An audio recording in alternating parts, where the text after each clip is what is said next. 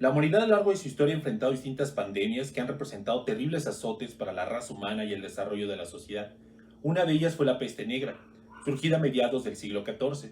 Tras esa pandemia, la humanidad creyó que había sido la última, aunque en el siglo XX y XXI aparecieron la gripe española y la actual pandemia COVID-19. Estas dos pandemias tienen características particulares. Sus repercusiones en el ámbito social en Ciudad de México son importantes para estudiar, y no solo en un sentido histórico, sino también para enfrentar estos retos, para construir un futuro mejor y distinto, a miras de las perspectivas y desafíos de estas pandemias.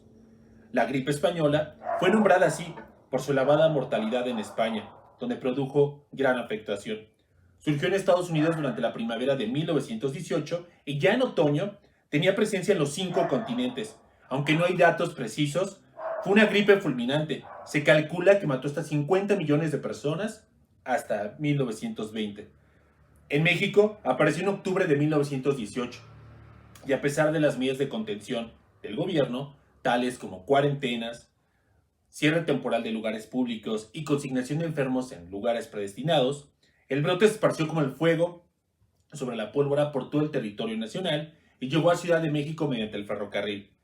Lastimosamente, los síntomas de la gripe española son los mismos de la gripe estacional. Fiebre de 38 a 40 grados, dolor corporal, tos, cansancio y en algunos pacientes, diarrea y vómitos.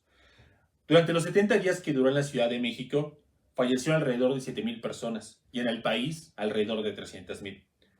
La aparición de la pandemia COVID-19 a finales del año 2019 en Wuhan, China, provocó una alarma y conmoción a nivel mundial. Al igual que la gripe española, tiene los mismos síntomas y se extendió por todo el mundo en cuestión de días.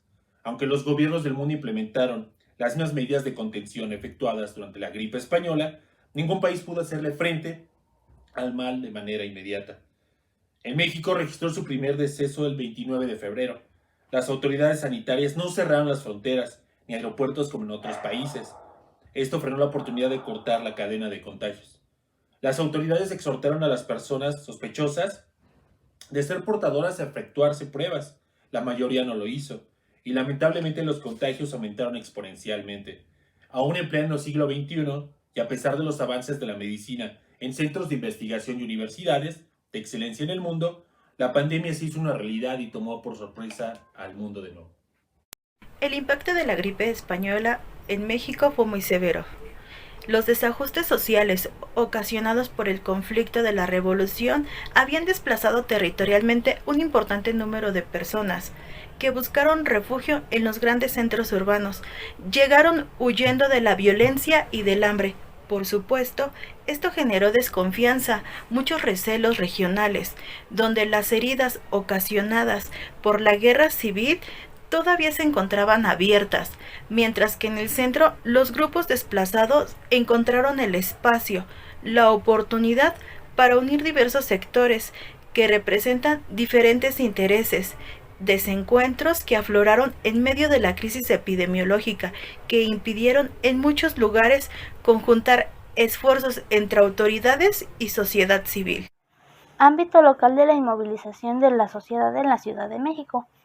El ámbito fue que tuvieron cuarentenas, lo cual provocó que todas las personas se redujeran actividades dramáticamente, tanto en el ámbito social y el económico, asentándose en los trabajos por medio de salir, preveniendo así las reuniones para evitar aglomeraciones, y se cerraron escuelas, teatros, centros comerciales, al grado de prohibir darles alimento a las personas que estaban enfermas, donde hay una similitud con el COVID-19 a esto de la gripe española. Sin embargo, no se deberían reanudar las actividades hasta el 30 de abril del 2020. Lo que no cambió fue la publicidad de descanso de las actividades económicas como aquellas que son consideradas como esenciales. Por ejemplo, se retomó la seguridad pública de los programas sociales, los servicios básicos que son necesarios para el consumo humano, los hospitales, las clínicas y las farmacias no se cerraron porque eso es un recurso muy elemental para la población, así como los mercados de alimentos, las tiendas de autoservicio, los transportes, incluido el metro de la Ciudad de México y de los estados. Las diversas opiniones y reflexiones de la humanidad ante la ahora pandemia COVID-19, ha intentado darle un significado a la profunda crisis económica mundial plagada por un alto nivel de inmovilización en cadenas de producción, alimentadas por el aislamiento social que ha sido efervescente para un temor latente ante el contagio, y se ha traducido en un alto número de tasas de desempleo en el mundo, y precisamente en México no ha sido una excepción. En México, al igual que en muchos otros países, ha evidenciado las limitaciones de los modelos económicos, al igual que las carencias en los sistemas de protección social y de los mecanismos de prevención, cuidado y tratamiento de enfermedad, que han afectado con graves consecuencias la vida y la salud humana. Aunando esto, existe una clara distinción en cuanto a la reanudación de lo que son las actividades denominadas vuelta a la normalidad. Esto se refiere a la reanudación de las actividades en el mundo tal y como estaban antes de la pandemia COVID-19, mientras que en otros se ponen ante ello. Eso es algo que ha estado en disputa no solo por el temor evidente de los contagios, de que vuelvan a brotar y la movilidad social vuelva a detenerse, sino también por el hecho evidente de la simulación de la sociedad actual, donde es un tipo de relación distinta y el sistema social por igual. Además, la crisis de la sociedad actual proporcionada por la pandemia es de una dimensión social donde exige un apoyo de la tecnología para impulsar y seguir adelante con el funcionamiento de las actividades laborales, académicas, entre otras.